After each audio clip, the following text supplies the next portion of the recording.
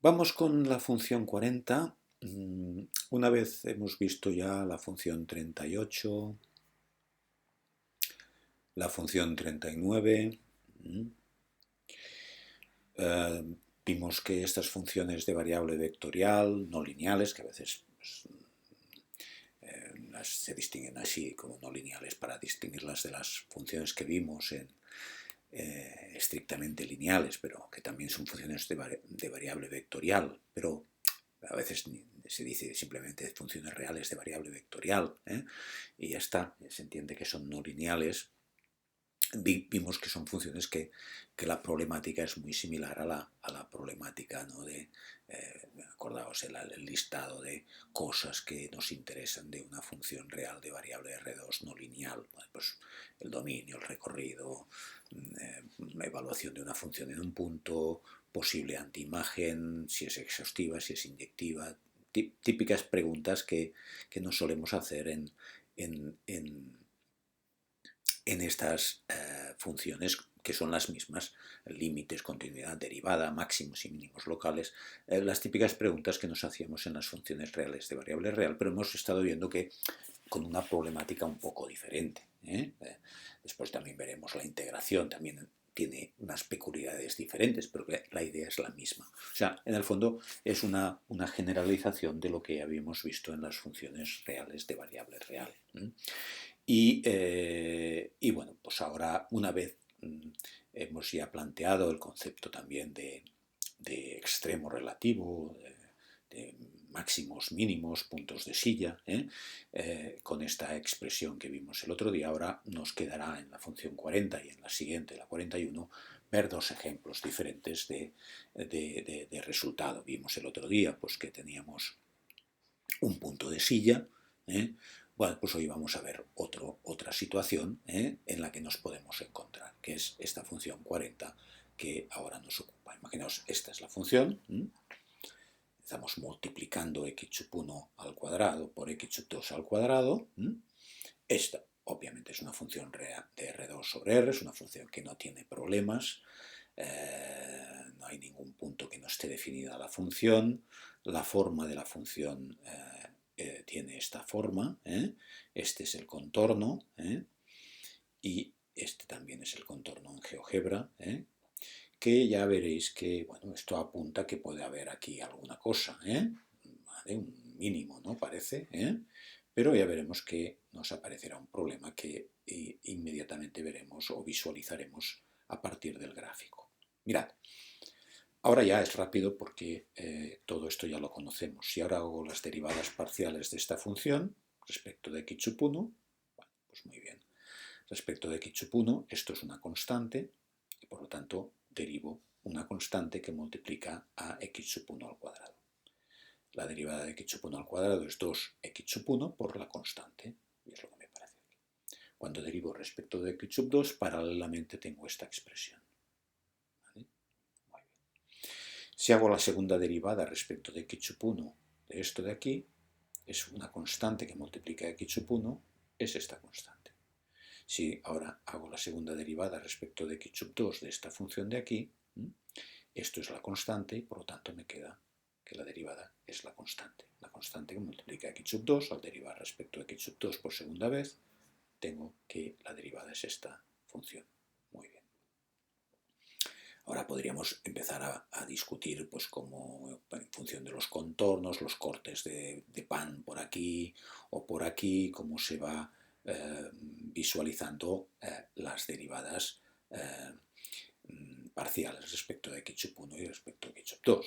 Fijaros que ahora ya no solamente depende del valor de x sub 2, sino también de donde estemos de x sub 1. Por lo tanto, no es una derivada constante, sino que es una derivada que va cambiando en función de la misma x sub 1. O sea, los cortes no son, como podríamos ver, los cortes no son unos cortes que nos dan una derivada constante, sino que nos dan una derivada que cambia en función de donde estemos. No es lo mismo cortar por aquí, que por aquí, que por aquí, que por aquí, que por aquí, que por aquí, porque depende de x sub 2 o de x sub 1, si estoy haciendo la derivada respecto de x sub 1, parcial respecto de x sub 1 o respecto de x sub 2, pero además va a depender de x sub 1 en este caso y de x sub 2 en este caso. O sea, no solo depende del eje contrario, sino también depende del valor de la variable en cuestión. Por lo tanto, bien, es un cambio respecto al caso anterior, que me ha cambiado de qué depende el corte. No solo depende, por ejemplo, en la 38 veíamos que el corte depende de dónde, o sea, la derivada depende del corte, derivada parcial respecto de x sub 1, que sería la mirada desde aquí, los cortes así, dependen exclusivamente de x sub 2, de dónde esté el corte, porque siempre es constante, ¿veis? Esto es una derivada constante que dependerá, si el corte está en 1, pues en 1, por tanto, en menos 1, perdón, en corte derivada negativa. Y aquí, si el corte está en 1, en x2 igual a 1, positivo, la derivada es positiva, si estoy aquí o si estoy aquí. Ahora no, ahora en la función 40, la derivada en un corte determinado depende de x sub 2, pero también depende de x sub 1, va cambiando la derivada. O sea, quiere decir que no tengo una línea recta, sino que tengo una curva que depende del valor de x sub 1, que tendré una pendiente diferente. Bien.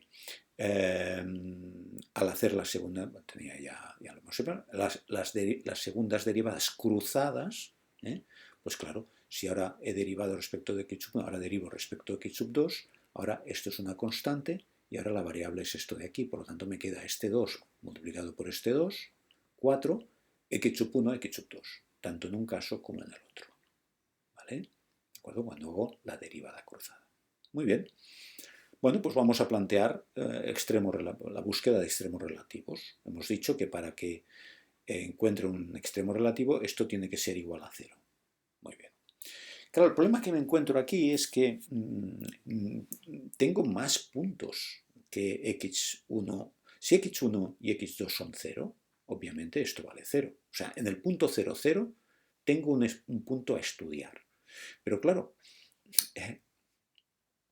yo puedo tener el 0, que x sub 1 sea 0 y que x sub 2 sea un número cualquiera. O que x sub 2 sea 0 y que x sub 1 sea un número cualquiera. Por lo tanto, fijaros que basta que uno de los dos sea 0 para que esto sea cierto. ¿Vale? ¿De acuerdo? Esto ya me apunta a un problema, pero que lo resolveremos gráficamente ahora inmediatamente. Pero imaginaos que el 0, 0 seguro que es un punto que hay que estudiar, porque es un punto que cumple esta primera condición. Acordaos que la primera condición es que las derivadas parciales, aquí os he puesto de nuevo la fotocopia de este criterio, que las derivadas parciales respecto a una variable y respecto a la otra den 0. Obviamente aquí se cumple. En el punto 0, 0, la primera derivada se hace 0, parcial respecto de x sub 1, y la primera derivada respecto de x sub 2 se hace 0 también. ¿Vale? Bueno, vamos a estudiarlo. Hago la segunda derivada respecto de x sub 1, la segunda derivada respecto de x sub 2, las derivadas cruzadas, ya las he calculado antes, simplemente las pongo aquí, y ahora sí que evalúo en el 0, 0. Ahora tengo que evaluar. ¿Os acordáis en la función anterior, la 39, nos salía que las derivadas parciales, ¿no? En esta función de aquí, que era la 38, pero la hemos resuelto en el contexto de la función 39, me salía que las derivadas parciales segundas, tanto la segunda derivada respecto de x sub 1, respecto de x sub 2, como las cruzadas, me salía constante, no dependía ni de x sub 1 ni de x sub 2, por lo tanto, no tengo que evaluarlas en el punto 0, 0, que era el que estudiaba aquí. En este caso sí, porque las 4 derivadas que intervienen en la matriz de que tengo que calcular el determinante dependen de x sub 1 y de x sub 2, por lo tanto tengo que evaluarlas en x sub 1 y en x sub 2, en estos puntos que quiero estudiar. Yo quiero estudiar en el 0, 0. Pues la estudio en el 0, 0, ¿y qué pasa? Que en el 0, 0 todo esto vale 0. Por lo tanto, el determinante es de esta matriz que tiene un determinante 0. Y, como vimos, si la D es 0, el criterio no decide. Quiere decir que estoy en una situación que no puedo saber más con este criterio. Bueno, pero ahora vamos a verlo gráficamente. Fijaros qué ocurre. Aquí se ve muy bien. Esta función está pegada. Imaginaos que este es el plano de x sub 1, de x sub 2, y esto es el plano. ¿Vale? Esta función que por aquí va subiendo, aquí está pegada en el 0. En el 0, 0 está pegada, pero es que todos estos valores, claro, cuando solo que haya uno de los dos coordenadas que valga 0, que son todos los puntos que están en este eje rojo y en este eje verde, que son x sub 1 y x sub 2, todos estos puntos la imagen es 0. Por lo tanto, es como si estuviera pegado. Por lo tanto, no hay un mínimo, digamos, global.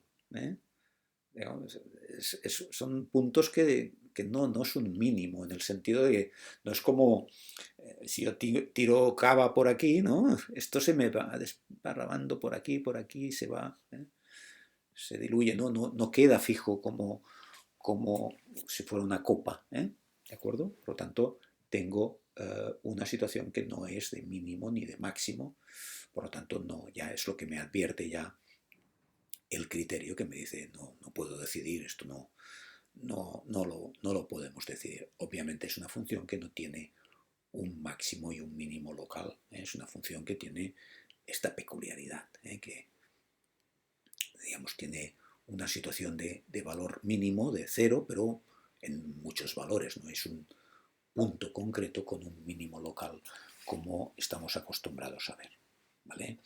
Bueno, pues es un caso interesante para ver cuándo pasa esto, que nos aparece la necesidad de aplicar este cuarto punto del criterio, que es que no podemos decidir en base a este procedimiento, no podemos decidir.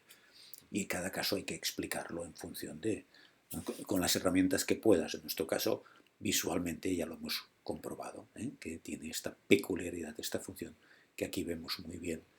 Aquí no tan bien. En este caso veis que a veces va bien manejar diferentes procedimientos para dibujar funciones porque posiblemente aquí no se vea tan bien. ¿De acuerdo? Bien.